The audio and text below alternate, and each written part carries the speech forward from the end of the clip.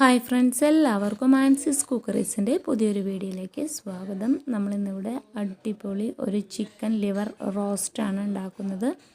അതെങ്ങനെയാണ് ഉണ്ടാക്കുന്നതെന്ന് നമുക്ക് നോക്കിയാലോ.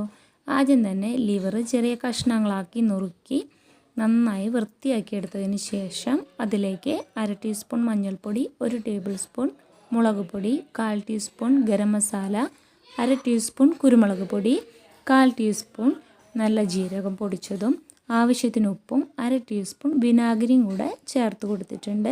ഇനി ഇതിലേക്ക് 1 ഇഞ്ച് വലുപ്പത്തിൽ ഒരു കഷ്ണം ഇഞ്ചി, 5-6 വെളുത്തുള്ളി, കുറച്ച് കറിവേപ്പില, ഒരു 3 വറ്റൽമുളക്, ഇതെല്ലാം കൂടെ ഞാൻ നന്നായിട്ടൊന്ന് ചതച്ചെടുത്തിട്ടുണ്ട്.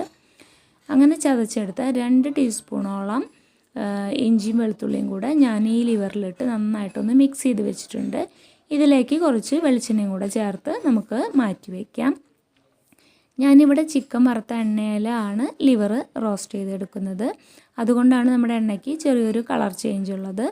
ഇനി ഞാൻ ഒരു പാൻ അടുപ്പത്ത് വെച്ച് അതിലേക്ക് എണ്ണ ഒഴിച്ച് എണ്ണ ചൂടായി വന്നപ്പോൾ കുറച്ച് കറിവേപ്പിലയും കൂടെ ഇട്ട് കൊടുത്തിട്ടുണ്ട്.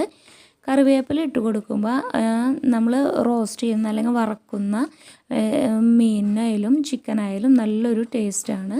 അതുകൊണ്ടാണ് ഞാൻ എല്ലാത്തിലും കറിവേപ്പില ചേർത്ത് കൊടുക്കുന്നത്. അതിനുശേഷം ഒരു 2-3 മിനിറ്റിന് ശേഷം നമ്മൾ ലിവറൊക്കെ ഒന്ന് മറച്ചിട്ടിട്ടുണ്ട്. ലിവറിൽ ജലാംശം കൂടുതലായതുകൊണ്ട് ലിവറൊക്കെ ഇങ്ങനെ അടുപ്പത്ത് വെച്ച് കഴിഞ്ഞാൽ റോസ്റ്റ് ചെയ്യാൻ വെച്ച് കഴിഞ്ഞാൽ പെട്ടെന്ന് ഇങ്ങനെ പൊട്ടിത്തെറിച്ച് മേലേക്കൊക്കെ തെറിക്കാനായിട്ട് വളരെ ചാൻസ് കൂടുതലാണ്. അപ്പോൾ അതൊക്കെ നന്നായിട്ടൊന്ന് നമ്മൾ ശ്രദ്ധിക്കണം.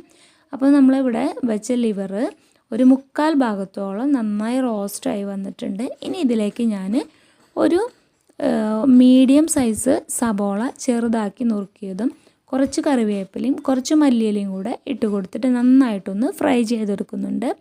നമ്മളിപ്പോൾ വെളിച്ചെണ്ണയെല്ലാം മാറ്റിയതിന് ശേഷമാണ് സബോളയൊക്കെ ഇട്ട് കൊടുത്തിട്ടുള്ളത്. എന്നാലും നമ്മുടെ സബോളയൊക്കെ നന്നായിട്ട് റോസ്റ്റായിട്ട് തന്നെ വരും കേട്ടോ.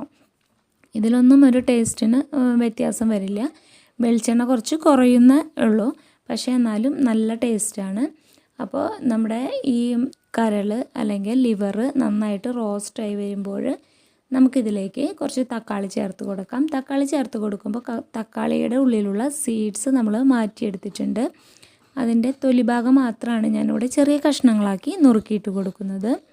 ലിവർ ഒരു 1/4 ഭാഗത്തിന് മുകളിൽ റോസ്റ്റായി വന്നു കഴിയുമ്പോൾ നമ്മൾ തക്കാളി ചെറുതാക്കി നുറുക്കിയതും കൂടെ അതിൻ്റെ മുകളിലിട്ട് കൊടുത്തൊന്ന് വഴറ്റിയെടുക്കുന്നുണ്ട്. തക്കാളി നല്ലോണം വെന്ത് പോകാനായിട്ട് പാടില്ല. അതുകൊണ്ടാണ് നമ്മൾ എല്ലാം കഴിഞ്ഞതിന് ശേഷം നമ്മൾ തക്കാളി ഇട്ട് കൊടുക്കുന്നത്. ഇപ്പോൾ നമ്മുടെ ലിവറും സബോളയും എല്ലാതും നന്നായിട്ടൊന്ന് റോസ്റ്റായി വന്നിട്ടുണ്ട്. ഇനി ഈ സമയത്താണ് നമ്മളിതിലേക്ക് തക്കാളി ചേർത്ത് കൊടുക്കുന്നത്. തക്കാളി ചേർത്ത് കൊടുത്ത് ഒരു 2-3 മിനിറ്റ് മാത്രം നമ്മളൊന്ന് വേവിച്ചെടുത്താൽ മതി. അല്ലെങ്കിൽ നമ്മുടെ തക്കാളിയൊക്കെ ഒന്ന് ഉടഞ്ഞു പോവും. ഇങ്ങനെ തക്കാളി ഉടയാത്ത രീതിയിൽ വേണം നമുക്ക് ലിവർ റോസ്റ്റ് ചെയ്തെടുക്കാനായിട്ട്. ഇപ്പോൾ നമ്മുടെ ലിവർ നന്നായിട്ട് റോസ്റ്റായി വന്നിട്ടുണ്ട്. അതിന് ശേഷം നമ്മളെല്ലാം റോസ്റ്റ് ആയതിന് ശേഷം 1/2 ടീസ്പൂൺ ഗരം മസാലപ്പൊടിയും കുറച്ച് കുരുമുളക് പൊടിയും അതുപോലെ നമ്മുടെ ജീരകത്തിൻ്റെ പൊടി ഒരു 2 നുള്ളും കൂടെ ഇട്ട് കൊടുത്തിട്ടുണ്ട്. ഇത് നമ്മൾ ഏറ്റവും ലാസ്റ്റാണ് ചേർത്ത് കൊടുക്കുന്നത്. അതിനൊരു പ്രത്യേക ഒരു സ്മെല്ലാണ്. അപ്പോൾ ഈ വീഡിയോ നിങ്ങൾക്ക് ഇഷ്ടപ്പെട്ടാൽ ലൈക്ക് ചെയ്യുക, ഷെയർ ചെയ്യുക, സബ്സ്ക്രൈബ് ചെയ്യുക. അപ്പോൾ അടുത്തൊരു വീഡിയോയുമായി കാണുന്നത് വരെ എല്ലാവർക്കും ബൈ ബൈ.